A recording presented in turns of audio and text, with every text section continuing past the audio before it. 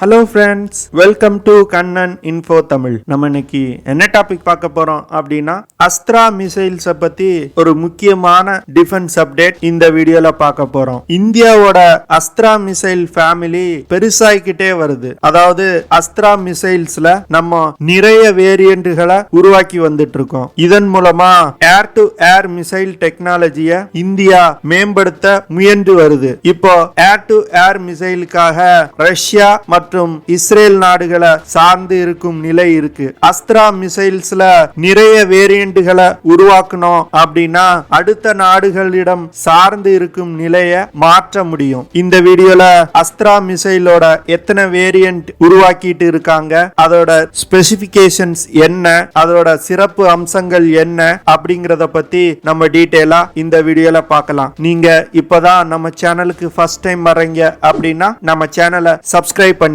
அப்படியே அந்த bell நோட்டிபிகேஷனை click பண்ணி ஆல்ங்கிற ஆப்ஷனை எனேபிள் பண்ணிக்கங்க. அப்பதான் நாங்க வீடியோ அப்லோட் பண்ணதும் உங்களுக்கு நோட்டிபிகேஷன் வரும். இந்த வீடியோல நிறைய இன்ட்ரெஸ்டிங் ஃபேக்ட்ஸ் இருக்கு ஃப்ரெண்ட்ஸ், அதனால இந்த வீடியோவை ஸ்கிப் பண்ணாம கடைசி வரைக்கும் பாருங்க. Astra MK1 programme Indian air to air missile டெக்னாலஜிக்கு ஒரு மிகப்பெரிய பூஸ்ட்னு சொல்லலாம். இதன் மூலமா டிஃபென்ஸ் ரிசர்ச் ஏஜென்சி புதிதாக 4 ஏர் டு ஏர் மிசைல் ப்ராஜெக்ட்ல ஒர்க் பண்ண ஆரம்பிச்சிருக்காங்க. இதன் மூலமா ஏர் டு ஏர் மிசைலுக்காக வெளிநாட்டு நிறுவனங்களை சார்ந்து இருக்கிறத குறைக்கும். அது மட்டும் இல்லாம வெகு சில நாடுகள் தான் அவங்களோட சொந்தமான ஏர் டு ஏர் மிசைலோட ஃபேமிலி வச்சிருப்பாங்க. அதுல இந்தியாவும் ஒரு நாடா வெகு விரைவில் ஆக போகுது. இந்த ப்ராஜெக்ட் மூலமா நம்மளால விலை குறைவா ஏர் டு ஏர் மிசைல்ஸ உற்பத்தி பண்ண முடியும். அஸ்த்ரா MK1 ப்ராஜெக்ட் இப்போ லிமிடெட் ஸ்கேல்ல தான் ப்ரொடக்ஷன் போய்கிட்டு இருக்கு. இந்த நிலையிலும்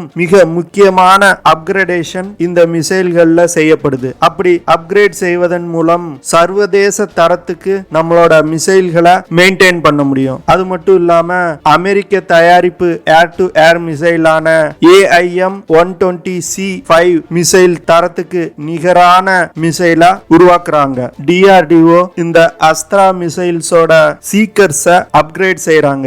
இதன் மூலமா புது வகையான AESA ரடார் சீக்கர் இதுல பொருத்தப்படுது. இந்த ரடார் சீக்கர் மூலமா இந்த மிசைலோட அக்யூரசி அதிகப்படுத்தப்படுது. அது மட்டும் இல்லாம எதிரிகளோட எலக்ட்ரானிக் கவுண்டர் மெஷர் சிஸ்டத்தால் ஊடுருவ முடியாத வகையில் இந்த மிசைல் வடிவமைக்கப்பட்டிருக்கு. DRDO அஸ்த்ரா மிசைலோட ப்ரொபல்ஷன் சிஸ்டத்தையும் இம்ப்ரூவ் பண்ணி வந்துட்டு இருக்காங்க. இதன் மூலமா இந்த மிசைலோட எண்ட் கேம் பர்னர் ரேட் மற்றும் இந்த ஏர் டு ஏர் மிசைலோட நோ எஸ்கேப் ஜோனோட ரேஞ்சையும் இன்க்ரீஸ் பண்ணுது. எண்ட் கேம் பர்னர் ரேட் அப்படின்னா டார்கெட் கிட்ட செல்லும் போது அதிவேகமா செல்லணும். அதற்கு அந்த பர்னர்ல அதிகமான ஃபியூலை உள்ள அனுப்பி அதிவேகமா டிராவல் பண்ண வைக்க முடியும். இந்த மாதிரி நிறைய சேஞ்சஸ் பண்ணும்போது இந்த மிசைலோட ஃபைனல் கேப்பபிலிட்டியில ஒரு பெரிய இம்ப்ரூவ்மெண்ட் இருக்கும். DRDO ஒரு medium range image IR guidance Astra air to air மிசைல டெவலப் பண்ணி வந்துட்டு இருக்காங்க. இந்த வகை மிசைல்ல 2 மிசைல்ஸ் டெவலப் பண்ணிட்டு வர்றாங்க. அந்த 2 மிசைலோட வெளிப்புற தோற்றம் ஒரே மாதிரி தான் இருக்கும். ஆனா உள்ள இருக்கக்கூடிய காம்பனன்ட்ஸ் டோட்டலா டிஃபரெண்டா இருக்கும். இந்த மிசைல்ல த்ரஸ்ட் வெக்டார் கண்ட்ரோல் சிஸ்டம் இருக்கு. இதன் மூலமா இது டார்கெட்டை நோக்கி சென்று கொண்டிருக்கும் போது டார்கெட்ஸோட லொகேஷனை நம்ம இதுல ஃபீட் பண்ண முடியும். டார்கெட்டை மிகவும் அக்யூரேட்டா தாக்கும். 2வது வேரியன்ட்ல ஒரு டூவல் மோட் சீக்கர் டெக்னாலஜி இருக்கு. ரடார் மற்றும் இன்ஃப்ராரெட் டெர்மினல் கைடன்ஸ் சிஸ்டம் இருக்கு. இதன் மூலமா இந்த மிசைல் ரொம்ப அக்யூரேட்டா இலக்க போய் தாக்கும். இந்த மிசைல்ஸோட ட்ரையல்ஸ் 2023ல தொடங்குறாங்க. DRDO Astra MK2 air to air missile அப்படின்னு ஒரு long range air to air மிசைல உருவாக்கி வந்துட்டு இருக்காங்க. இந்த மிசைலோட டிசைன் ஃபைனல் ஸ்டேஜ்ல இருக்கு. இந்த மிசைல்ல அஸ்த்ரா MK1 மிசைல்ல உள்ள பெரும்பாலான டெக்னாலஜியை அப்படியே யூஸ் பண்ணிருக்காங்க. குறிப்பா சொல்லணும் அப்படின்னா அஸ்த்ரா MK1 மிசைல்ல பயன்படுத்தப்பட்ட AESA சீக்கர் மற்றும் அந்த மிசைலோட டிசைன் கேரக்டர்ஸ் இந்த மிசைல்லையும் பயன்படுத்தி இருக்காங்க. ஆனா இந்த மிசைலோட டயமீட்டர் அஸ்த்ரா MK1 மிசைலோட பெருசா இருக்கும். இது எதற்காக அப்படின்னா டூவல் பிளஸ் மோட்டாரை அந்த மிசைல்ல பொருத்துறதுக்காக.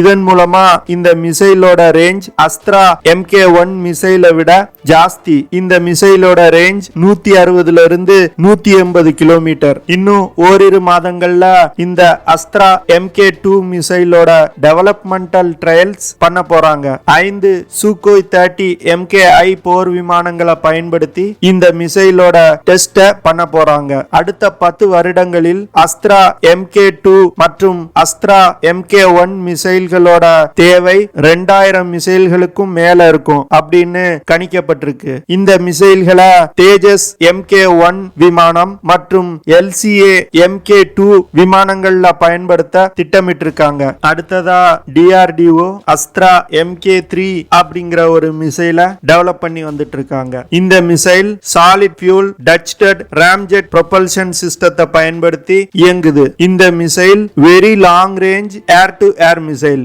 இந்த மிசைலோட ரேஞ்ச் 70 கிலோமீட்டர்ல இருந்து 360 கிலோமீட்டர் வரைக்கும் இருக்கு. இந்த மிசைல்களை அவாக்ஸ் மற்றும் டேங்கர் விமானங்களை தாக்குறதுக்கு பயன்படுத்த போறாங்க. DRDO இந்த மிசைல்களுக்கு தேவையான பூஸ்டர் மற்றும் ராம்ஜெட் ப்ரொபல்ஷன் சிஸ்டத்தை ஷார்ட் டியூரேஷன் டெஸ்ட் பண்ணி பார்த்திருக்காங்க. இதே சிஸ்டங்களை ஒரு லாங் டியூரேஷன் டெஸ்டும் பண்ண போறாங்க. இந்த மிசைல்கள் இன்னும் 3 இருந்து 4 வருஷத்துக்குள்ள சர்வீஸ்க்கு கொண்டு வரப்படும் அப்படின்னு DRDO சொல்லியிருக்காங்க. இந்த மிசைல்கள் அனைத்தும் சக்சஸ்ஃபுல்லா தயாரிக்கப்படும் போது இந்தியா ஏர் டு ஏர் மிசைலுக்காக மற்ற நாடுகளை சார்ந்து இருக்க வேண்டாம். அது மட்டும் இல்லாம ஏர் டு ஏர் மிசைல் டெக்னாலஜில ஒரு மேம்பட்ட நாடா இருக்கும். இப்போ நம்ம ஏர் டு ஏர் மிசைலுக்காக இஸ்ரேல், ரஷ்யா போன்ற நாடுகளை நம்ம சார்ந்து இருக்கோம். இந்த நிலை கூடிய விரைவிலே மாறும். நம்மளோட பிரசிடென்ட் திரு ராம்நாத் கோவிந்த் அவர்கள் இப்ப சமீபத்தில் நடந்த ஒரு நிகழ்ச்சியில என்ன சொன்னாரு அப்படின்னா, டிஃபென்ஸ் டெக்னாலஜிக்காக அடுத்த நாடுகளை நம்ம சார்ந்து இருக்கும் வரையில் நம்மளால ஒரு ரீஜனல் சூப்பர் பவரா வரவே முடியாது. அதனால இந்திய முப்படைகள்லையும் பயன்படுத்தக்கூடிய அனைத்து டிஃபென்ஸ் டெக்னாலஜிகளையும் இந்தியாலே தயாரிக்கணும் அப்படின்னு சொல்லியிருந்தாங்க. இப்ப நடக்கிற நிகழ்வுகளை எல்லாம் நீங்க பாத்தீங்க அப்படின்னா இந்தியா ஒரு டிஃபென்ஸ் எக்யூப்மெண்ட்ஸ் மேனுஃபேக்சரிங் சூப்பர் பவரா மாறிட்டு வந்துட்டு இருக்கு அப்படின்னு உங்களுக்கு தெரியும். ஓகே ஃப்ரெண்ட்ஸ், நம்ம வீடியோவோட நிறைவு பகுதிக்கு வந்துட்டோம். இதெல்லாம் தான் நான் உங்ககிட்ட ஷேர் பண்ணணும் அப்படின்னு நினைச்ச விஷயங்கள். ஐ ஹோப் உங்களுக்கு இந்த விஷயங்கள்லாம் பிடிச்சிருக்கும் அப்படின்னு நினைக்கிறேன். அப்படி பிடிச்சிருந்துச்சுன்னா ஷேர் பண்ணுங்க, லைக் பண்ணுங்க, கமெண்ட் பண்ணுங்க, மறக்காம நம்ம சேனலுக்கு சப்ஸ்கிரைப் பண்ணுங்க. அப்படியே அந்த பெல் நோட்டிபிகேஷனை கிளிக் பண்ணி ஆல்ங்கிற ஆப்ஷனை எனேபிள் பண்ணிக்கங்க. See you in the next video. Jai Hind.